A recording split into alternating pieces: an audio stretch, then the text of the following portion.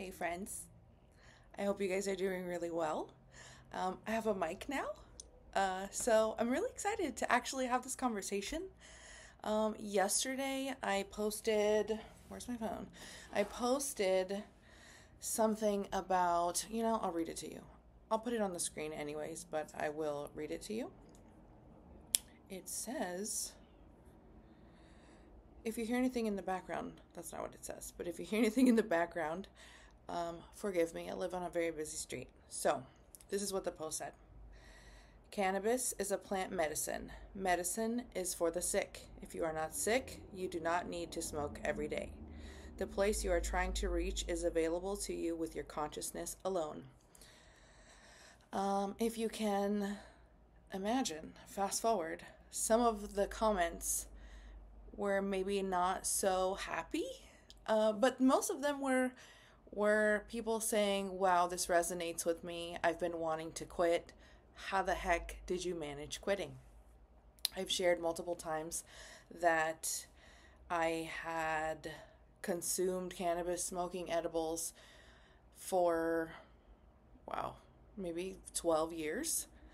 And for 10 years, every day, multiple times a day, it was really me running from myself. And I wanted to kind of share my experiences with cannabis because I don't believe, that it's bad and that it's evil and that we shouldn't do it. That's not what I'm saying. I'm saying that it's a medicine. It is quite literally a medicine. That's why it's here. And we should use it that way, as a sacred medicine, not as something to numb ourselves, something to help us feel normal, because I think a lot of us don't feel good in our bodies. And because we don't feel good in our bodies, we reach towards anything. That can be alcohol, that can be sex, that can be food, that can be weed, that you name it, prescriptions, anything. We just don't feel good. But I would like to explore, why the hell don't we feel good? I think that's the question that we should really be asking, right? For myself personally, I think I have figured out why I didn't feel good, and I have worked on those things. I have cleared those traumas. I'm not saying I'm at the finish line. I truly do not believe that there is a finish line. I think that you learn how to handle these things and deal with the things that come up that trigger you, and you get to a place where really anything can happen and you can handle it. I think this Sorry about the sound. I think this comes with a lot of self-reflection. You have to be super self-aware. And at times being very self-aware can be uncomfortable. But let's get to, we'll do a little story time. I'll tell you about my experiences with it. I will tell you how I quit. And then I will answer some questions that you guys asked me on Instagram. So let's get started. For me, I was always just miserable in my body. I wasn't comfortable here. It always felt like I was out of place, like I don't belong here. I never fit in with my family. I think maybe I had one or two friends. I was bullied as a kid. And I think for so many of us, that is the story. So, I think I was 14 or 15, but I think I was 14 when I first started smoking, and instantly I loved it because it made me feel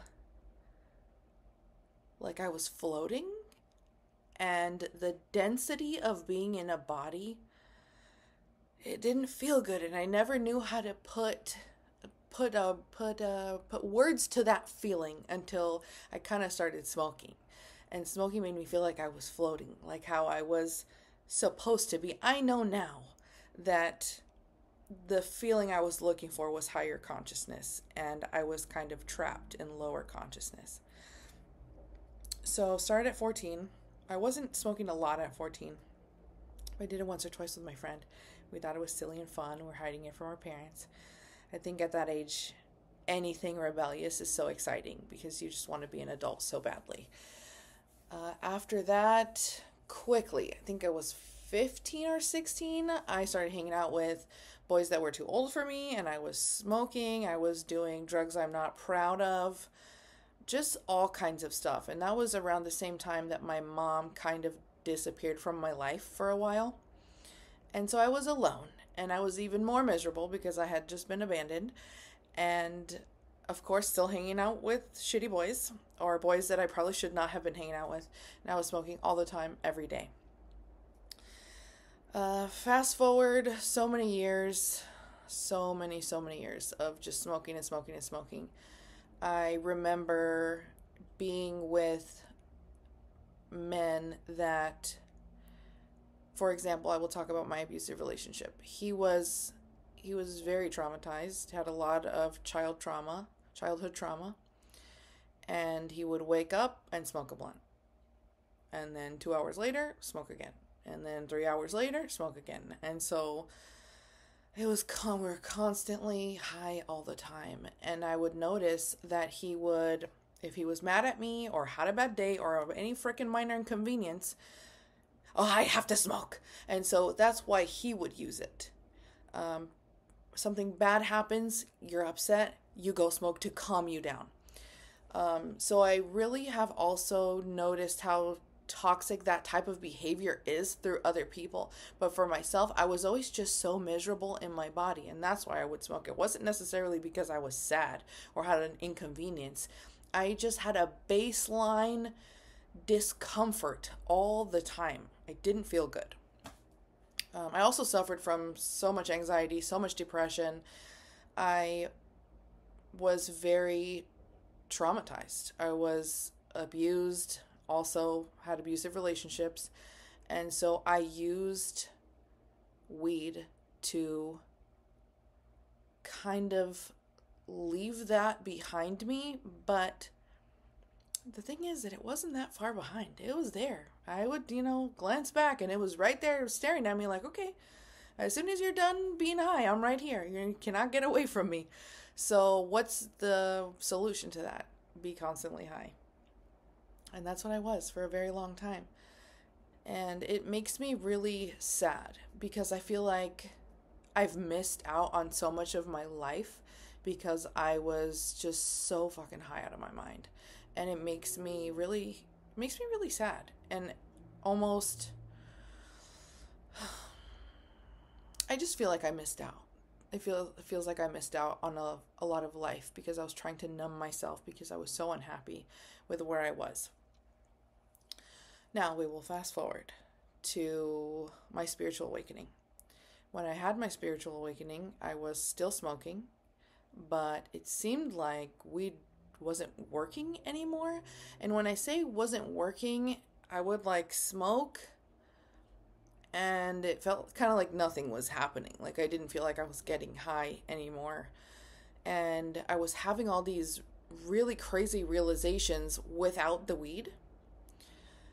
I was having these realizations. I was able to see myself from a different perspective, see other people from a different perspective. And I was like, something is happening to my brain. I didn't know what at the time was happening, but something was happening. And so that was the time that I experienced my Kundalini awakening and my walk-in experience. If you want to know more about that, I have a video on my YouTube. You can check that out. I talk about my walk-in experience and what that was like. And after that happened, I would smoke and I would have very uncomfortable thoughts. And I kind of didn't have control over my mind or my gifts when I did that. And it was very kind of scary in a way. So one day I was going to smoke, was getting my little stuff together, getting my little bubbler, and a voice says to me very loudly, the voice says, "But do you need that?" And I was like, no, I want it. I want to smoke. And the voice says, "You're happy now. So why do you need that?" And I was like, dang it, voice. You're right. But that didn't stop me. I still wanted to smoke. And so the voice said to me, just smoke at night instead. Just make it to the nighttime. Just tough it out until you get to nighttime, because if you smoke, it's very difficult to go to sleep if you are used to smoking, because it helps you go to sleep. So the voice tells me, just wait until the nighttime. If you need to smoke to go to sleep, okay, but wait until the nighttime. And I said, okay, voice, whatever you say. So for a few days, that's what I did. I made it through the day. I definitely felt the pull, that pull that's like, I want to smoke. I'm kind of bored. I want to smoke. I have to go do this stupid thing. I want to smoke. But I was like, ew, why am I doing that? Why is there something pulling me towards this thing? And so when I became more self-aware of my habits, of that thing pulling me towards smoking, it became easier for me to examine myself, or what made that pull kind of turn on, if that makes sense. So I did that for a few days, I would say a week. And then I went to smoke at night, and the voice said, do you need that? And I said, yes, I'm smoking at night, like you said, is okay. And the voice said, well, just try to go to sleep without it. Just one night. See how you do, just one night. And I was like, oh, this is gonna suck. All right, I'll do one night. So then that's what I did. And yeah, I wouldn't say it was hard. Now I don't think it was hard, but probably that evening I thought it was hard. And so I sat with myself, and I laid there. And I laid there, and I laid there, and tossed and turned until I fell asleep. I eventually fell asleep. And the next day, I go to smoke at night, getting my little things together. And the voice says, well, you did it last night. Why do you need it now? You can do it again. And I was like, okay, I'll do that. I'll try it again. I'll do it again. That same voice chimed in every time I went to smoke. But do you need it? You did it yesterday. You were fine yesterday. You were fine the day before. Do you need it? And I was like, well, damn. I guess I don't need it. So, one day at a time, in my opinion. Don't tell yourself, this is it. I'm quitting right now. I'm never smoking again. Because why you put so much pressure on yourself? I get it. You're tired of your own shit. I get it. And I think that is the best point that you could ever come to. It's a powerful point, right? It's I think that's a point of awakening. Being tired of your own shit. Tired of the patterns that you're in. Because you don't need anybody else to tell you, what the fuck are you doing? Why are you doing this? That's not good for you. You're wasting your life. Then it makes you, in a way, rebellious. Oh yeah? I'm going to do it anyway. I'm going to do it more because you said that. But when you come to your own conclusion and you're sick of your own shit, man, that is a powerful place. That is the most beautiful place you could be. And I think myself, in addition to that voice, we were both tired of my shit. So I think it's also really important. People don't ask for help. People don't know, some people do. I talk about that a lot on my Instagram page. If you need help, ask for help. There is something waiting, just waiting for you to say, please help me. It's just waiting. Whether that is God, your higher self, source, your angels, your guides, your ancestors, whatever it is, it's waiting for you. And it just needs you to say, please help me. I need your help. I give you permission to intervene and help me for my highest good. I need help with quitting smoking weed. I need help with getting out of this terrible relationship. I need help with having bravery to quit my job and go do something I want to do. Whatever it is you need, you have to ask for help. The amount of support that you have just chilling, waiting for you, is insane. So just ask. Another thing that really helped me to quit was taking energy cleansing baths. I talk about this nonstop on my Instagram, but my whole entire life, I had really terrible anxiety and depression, so bad. It was debilitating. And I didn't know my whole life that I was a channel and a psychic and, you know, gifted in all of these ways. I didn't know. I thought that there was something wrong with me. I was diagnosed with social anxiety, with depression, with all these things. They put me on medication. It worked for 2 minutes and then stopped working. And what it did was numb the hell out of me. It was like I was dead inside walking around. The only thing that really ever did help me was these baths. And so what I did was I put 2 to 3 cups of sea salt in the bath. I added fresh flowers, herbs, and polished crystals to the water. And these baths, you can look them up. They're called spiritual baths. It is a tradition in all different types of cultures. And man, they changed my life. Every day I would feel better and better and better and better. So instead of smoking, go do that. That will propel you forward instead of putting a cap on you. So start doing that, because if you're anxious and you don't feel well or you're upset, the bath will help you. It's not a band-aid. It's going to cleanse your energy. It's going to move that energy that you feel, that anxiety. It is like an excess of energy inside of you. You need to release it. The water, the salt water, is what allows you to release that from your body very easily. So if you don't do that yet, do it. Whether you're trying to quit smoking weed or not, I recommend doing it. I recommend that everybody does it, even kids. It is the best thing you'll ever do for yourself, and you deserve it.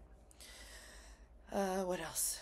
So, you know, after I quit, I smoked a few times. I definitely did. It was like my mom's wedding or something. Everybody was smoking. I smoked.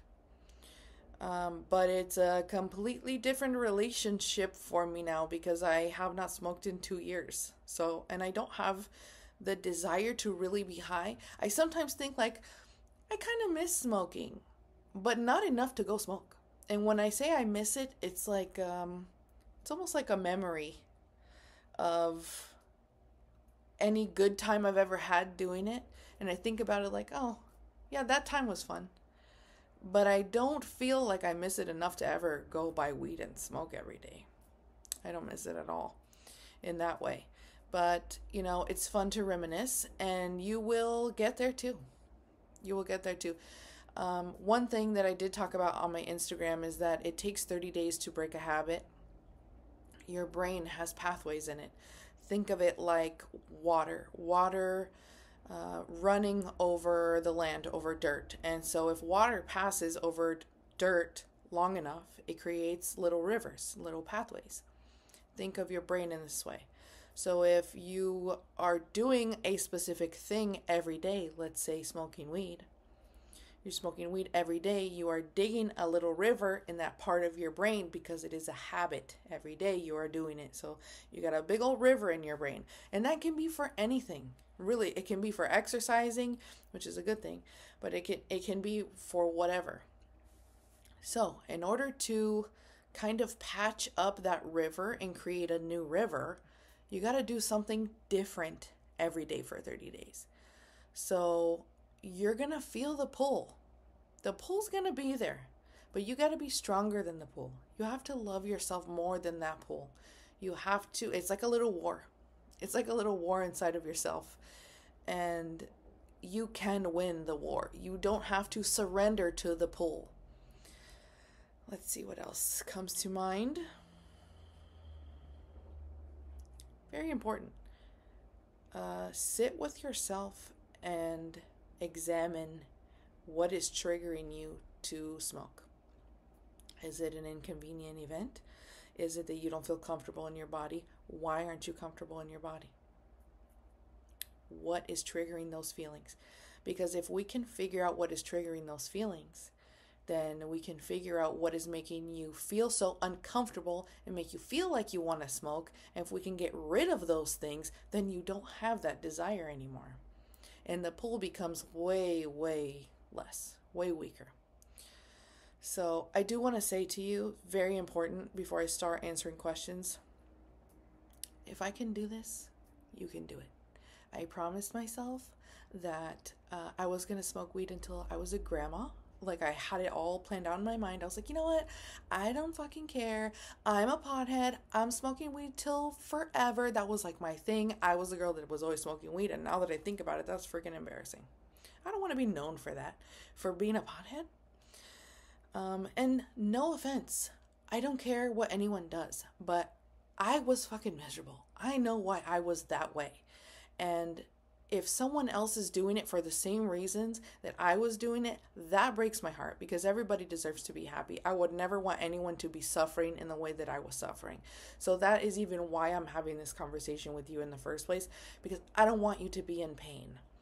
And so if I can do this for myself, if I can get to this point, if I can be at the point where I can have this conversation with you, you can do it too, literally. So don't think for a moment, oh, she's stronger than me, or oh, she can do it, but I can't. Bullshit. We are the same. We are one. I am a reflection of you. So that is very important for you to know. If I can do it, you can do it. Now let's get to the questions.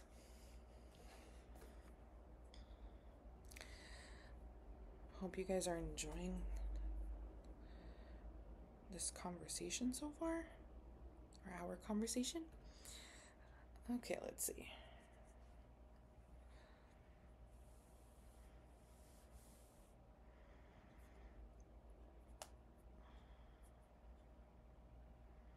Is it true that weed keeps Kundalini energy suppressed? I do not think that it suppresses the energy. What I know is that weed has a vibration of, I believe, 350 hertz. And so that vibration is the vibration of acceptance. Below that, we have fear, pain, greed, grief, shitty stuff. Stuff that feels horrible. Essentially, those are the hell vibrations. When you feel those feelings, it feels like you're living in hell. And so if you are in that place, which I most definitely was, and if you're smoking weed every day, you probably are in that place too, because you're trying to get out of it. You don't realize it. We are not given this information, so we're kind of trapped in these places, and we don't know that we're there, and we're just trying to survive.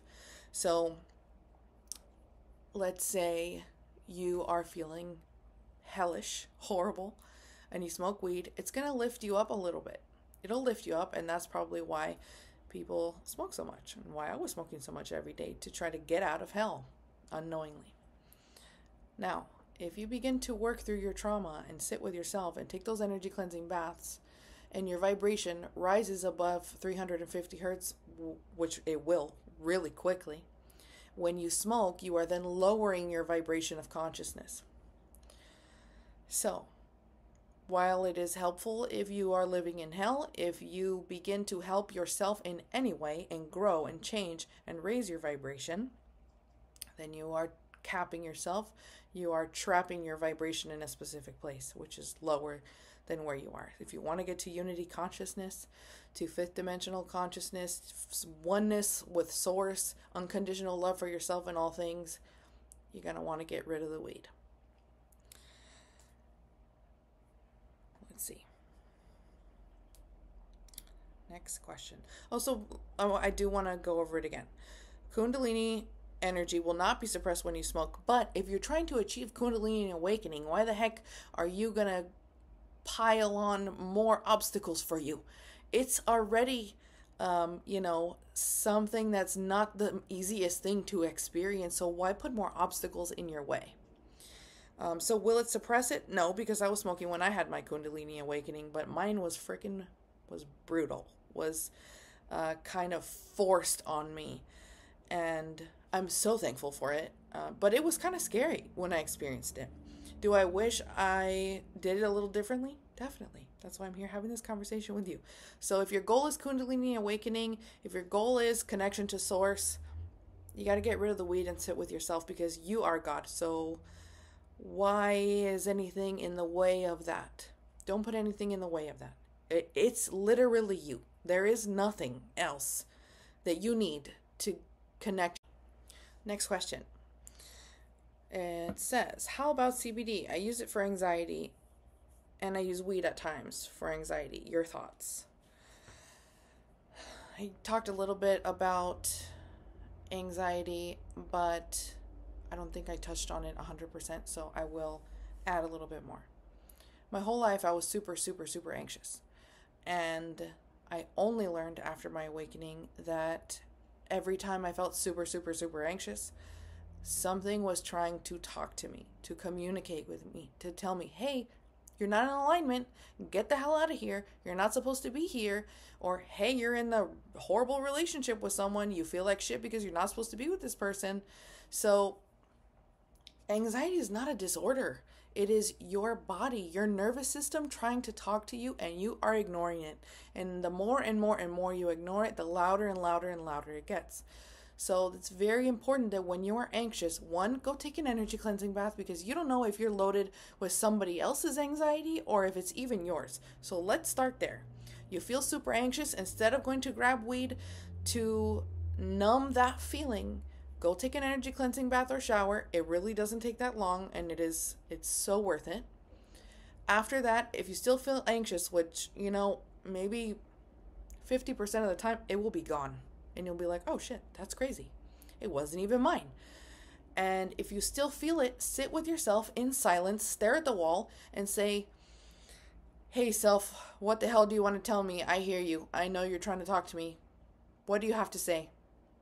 What is this? What do I need to know that you are trying to communicate to me?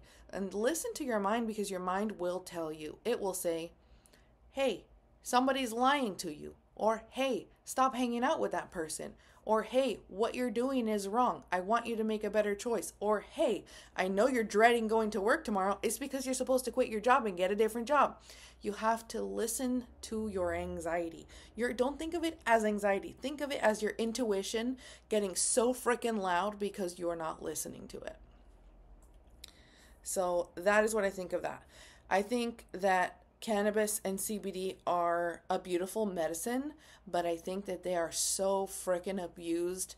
It breaks my heart, because it's here as a medicine to help us. I believe that, at this moment, it has been capitalized upon. And now it's just like, cool thing to smoke weed all day. Everybody does it. Rappers do it. Oh my God, weed. And it's sad. It's sad. It's not supposed to be that way. But I think if you're in pain, if you're sick, if you need it, do it. Do it. But ask yourself, why am I doing this? Am I doing this because I hate my life? Am I doing this because I am unhappy?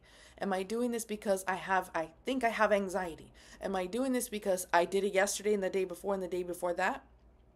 Ask yourself why. It's very important. Next question. What about intention before smoking to raise its vibration? I feel so connected when I'm high. Instead of trying to raise the vibration of weed, raise your own vibration, because the feeling of connectedness that you want to feel is available through you. You do not need weed to feel that feeling. You just need to raise your own vibration. So do not waste your energy on that. That's not for you to do. What is for you to do is raise your own vibration.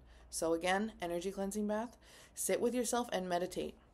Also, if you want to raise your vibration, some people don't really agree with what I'm going to say, but switch to a plant-based diet, because eating meat will lower your vibration.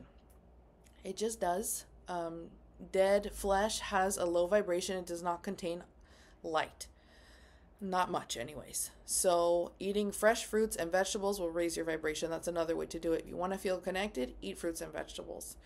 I am not here to give you shortcuts and easy way outs, because the the way to experiencing what you want to experience is not an easy thing. It's literally why we came to Earth. This is like the biggest challenge ever. It is the challenge that the other challenges are within, if that makes sense. So it's not going to be easy. So I'm telling you this, and I already know it's not easy. I know it's very hard, but I'm still telling you this because I know that you can do it. Because if I can do it, you can do it. Next question. I feel bound to it because it's the only thing that helps my insomnia. If I don't smoke, it's like I can't sleep. I touched on this a little bit. For me, what I noticed was it was really difficult to get to sleep for about 2 weeks, 3 weeks. And after that, it became a lot easier. And I had the coolest freaking dreams. When I would smoke all the time, I didn't have dreams. And now I have these insane lucid dreams where I become aware that I'm dreaming and have the coolest freaking experiences. I have prophetic dreams now, which I didn't have that before. I would only have visions. I have dreams that I'm in alternate universes. It is freaking awesome. So while it is very difficult at first to fall asleep without smoking weed, I promise you, you can do it. You can do it. It's just a rough couple of first weeks, but it is worth it.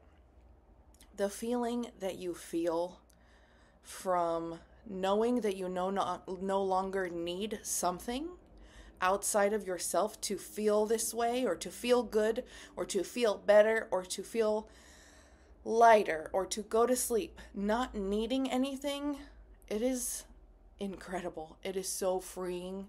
I was so proud of myself. I thought so highly of myself just from quitting weed. Like, I feel like I gained a piece of myself back that I was giving away every day. I had no idea that was going to happen. I didn't know I was going to feel that way. And it was just so incredible how proud I was of myself because I stopped needing something outside of me. Next question. How do you navigate quitting yourself if your partner isn't willing to? This is such a good question. It's going to be hard. It's going to be a little harder for you than it would, let's say, if your partner was willing to quit. But you can do it. You just have to have maximum willpower. And maybe when you quit, your partner will say, damn, she looks happy, or he looks happy. I want to try this. I want to try to do this. And you might begin to look at your partner a little bit differently. You might say, wow, this person really doesn't want to face themselves. They really don't want to deal with their trauma. If you are willing to grow and your partner isn't willing to grow, then that raises a lot of questions for you, right? Because you want to be the best version of yourself. Wouldn't you want to be with someone that is a reflection of that best version of yourself? So, is it going to be easy? Hell no. But you can do it. You just have to have a hell of a lot of willpower. And I believe in you, by the way. I believe you have that willpower. Because again, if I can do it, you can do it. Next question.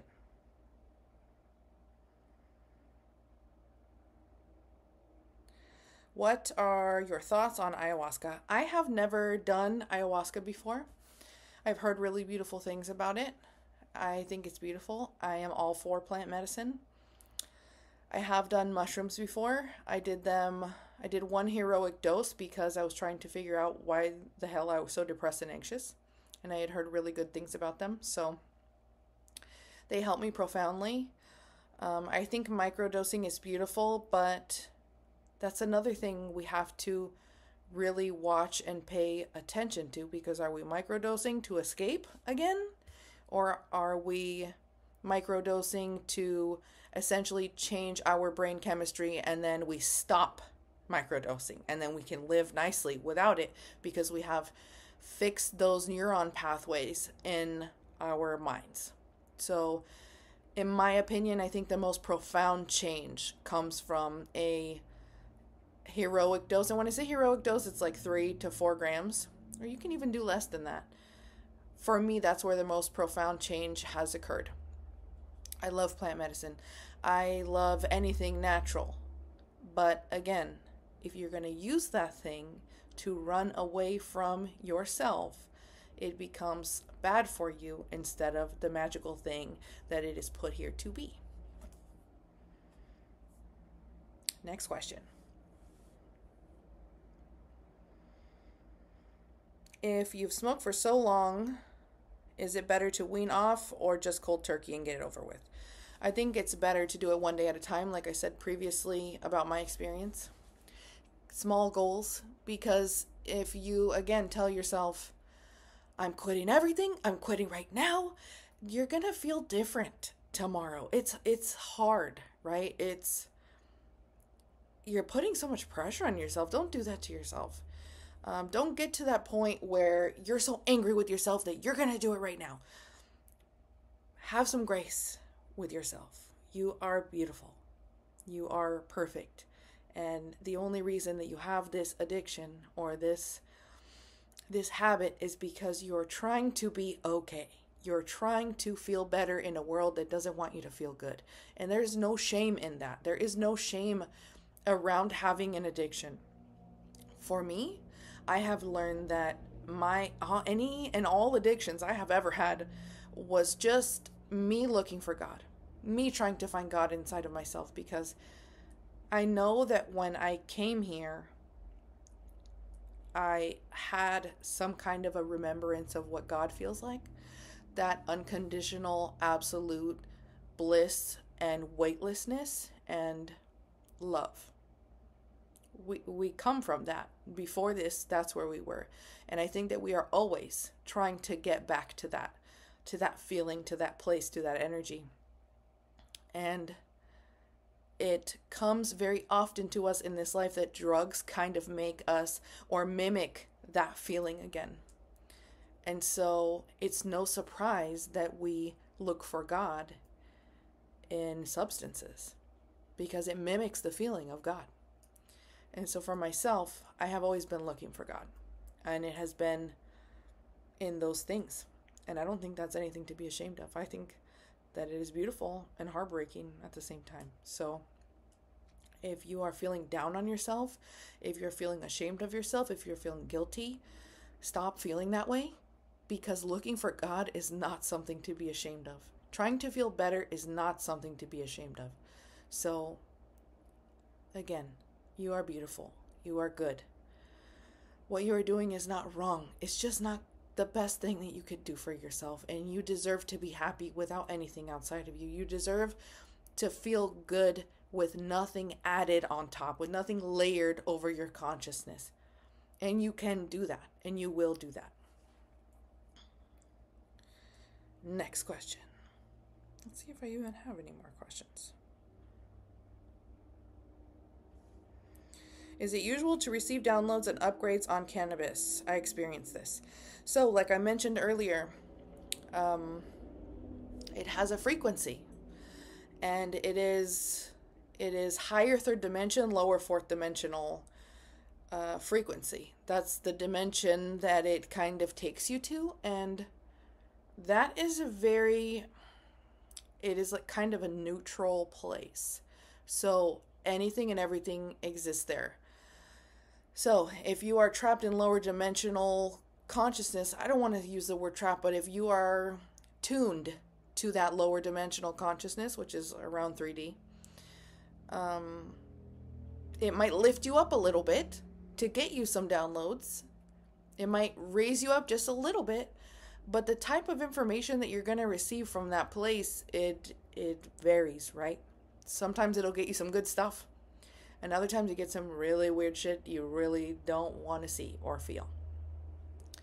So in my recommendations, if you want to have these beautiful, profound, transcendent experiences, you don't need weed. Meditate. People don't like to meditate because the people that don't like to meditate, they don't like it because of the same reason that they want to smoke weed every day. They don't want to face themselves. So going within is like, oh my God, I'll do anything but go in there. I don't want to go in there because it is dark and scary. Because We don't deal with our feelings. We don't deal with our emotions and our pain and our trauma. We don't want to face those things. But it's like a closet. It's like that closet that you keep throwing shit inside of and you just slam the door real quick. But you know, if you open that closet door, it's going to be a tidal wave of bullshit that falls on you. That's what that's like. So, you got to open that closet, let the tidal wave of bullshit fall on you. And after it's done falling, it will be all over the floor. Then you pick it up and you organize it neatly. And you say, do I need this childhood trauma that I experienced? I don't need it. I'm going to forgive this person. I'm going to forgive myself. And let's go throw it away. And then you have in your closet only things that you need. And they're all nice and organized. You don't have to be afraid to go within. There's nothing in there that's going to hurt you. It cannot kill you. I promise. I know it feels like it's going to kill you. It definitely does feel that way. Emotions for somebody that is highly empathetic, somebody that is gifted in this way or psychic in any way, which the majority of you watching this, I'm pretty positive that you are, because if you feel to this extent that you want to numb yourself, then you most likely have gifts or have gifts that are more intensified than others. So if you do want to have these incredible experiences where you have these downloads and you have information kind of poured into your mind and have these beautiful visions, meditation is the key. Raising your vibration is the key. And you do that with energy cleansing baths or showers every single day. You change your diet and dig through that closet, open that closet door and work through all that shit. And when you throw the things away that are kind of causing you pain, that are trapped in your body, when you throw those away, every time you throw one away, you raise your vibration a little more. Beautiful. Let's see if there's any more questions here. Is it possible to smoke weed and get high with mindfulness? This is a really good question. Again, ask yourself why you want to get high all the time. Are you doing it once a month as a ceremony to connect to the earth? Then freaking go for it. I don't think you need that. But if you want it and that's how you're doing that specific thing, then go ahead. But if you are saying smoking weed every day with mindfulness, why? Why can't you live your life with mindfulness? Why are we adding weed to it? I am just curious. I know that you want to do it, but examine the why. That's very important. Examine the why, because too often we are running. So just make sure you're not running. This video is obviously, I hope obviously you do know that I'm not trying to shame you or make you feel bad. I'm just sharing my experiences, how quitting has made me feel, how I have quit and what I have learned through quitting. If you need help, I will link my Instagram in the description of this video so that you can find me and ask me questions or whatever it is. I'm here for you. For those of you watching this that are actually attempting this or actually doing this, I am so freaking proud of you. This is not easy. It's not an easy thing. But you're doing it, you're attempting it, you're even having the thought that you want to quit, and that's really amazing. So I'm very proud of you. I'm very proud of all of you. I love you all so much. Thank you for watching this video, and I will talk to you guys soon. Bye.